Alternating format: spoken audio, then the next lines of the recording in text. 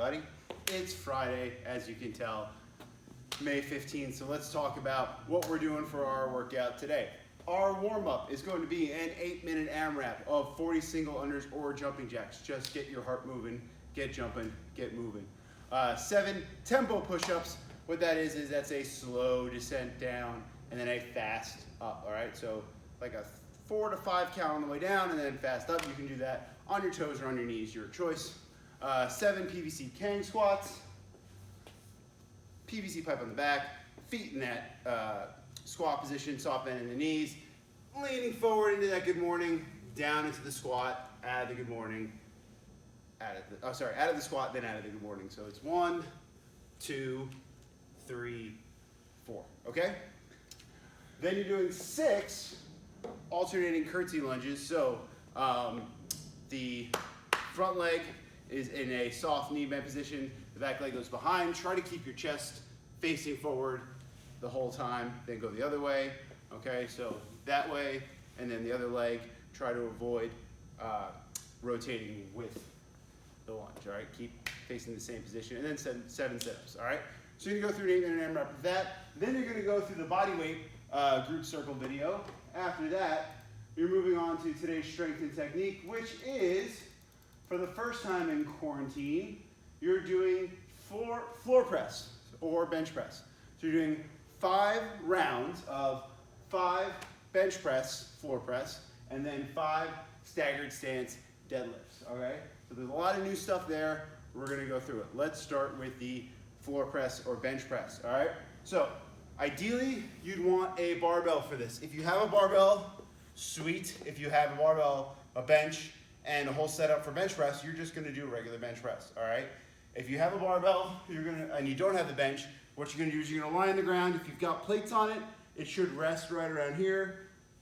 You're gonna make sure your elbows are at a 45-degree angle, your feet are firmly planted on the ground, and then you're going to press up and then back down just like you would a bench press. Obviously, you're only gonna go as far down as your elbows. The bar isn't gonna touch your chest, but you're still gonna be able to get a decent press out of that as long as you keep your elbows at that correct angle of 45 degrees, all right? Be safe.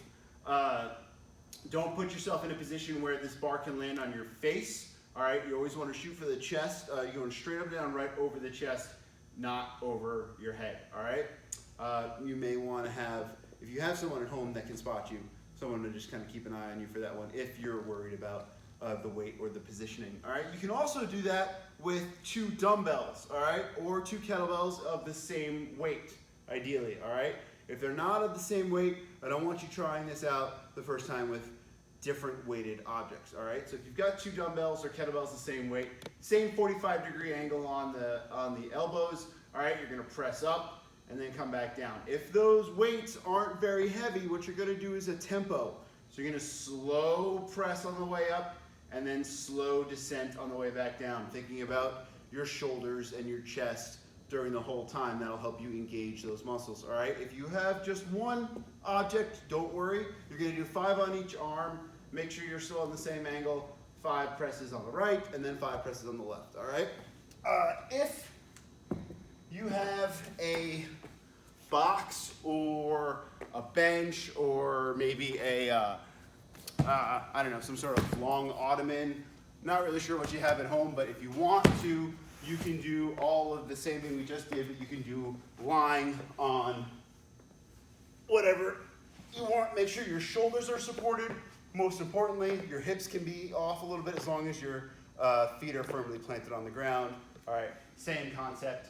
You're gonna go a little bit deeper now that you can get your shoulders off, your elbows off the object, and then you can press up and back down. Make sure your head is in line. Don't let your neck snap back like that, okay?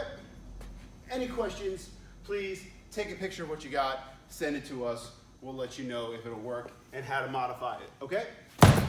Now for the staggered stance deadlift, all right?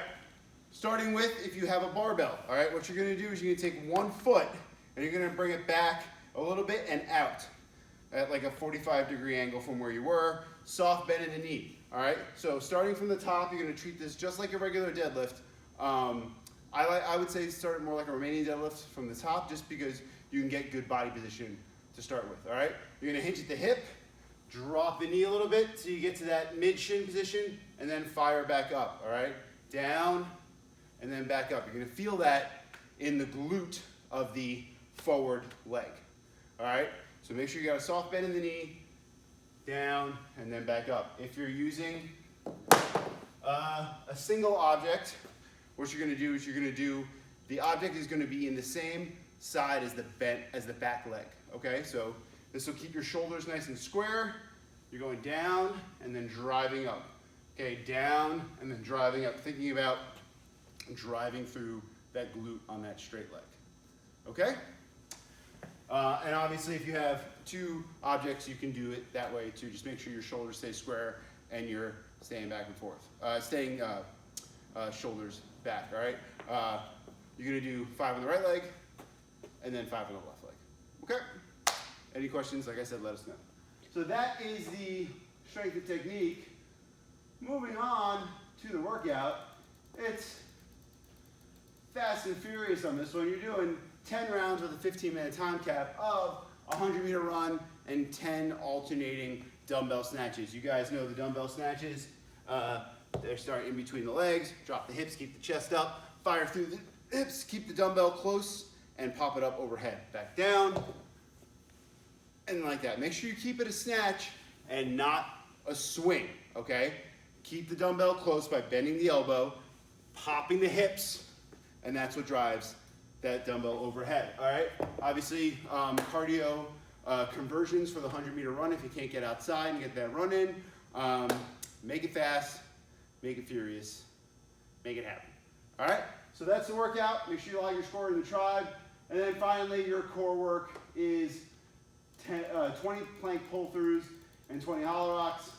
You guys know the hollow rocks by now. You're keeping yourself in that nice C position. You're on the ground.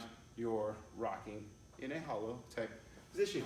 For the pull-throughs, whatever object you've got around, if you want to use the same dumbbell from the workout, go for it, or kettlebell, what have you. Okay, you're in that plank position. You're reaching across your body underneath, pulling it to the other side. Back down, pulling it to the other side, and so on and so forth, 20 times. That's Friday. That's your workout.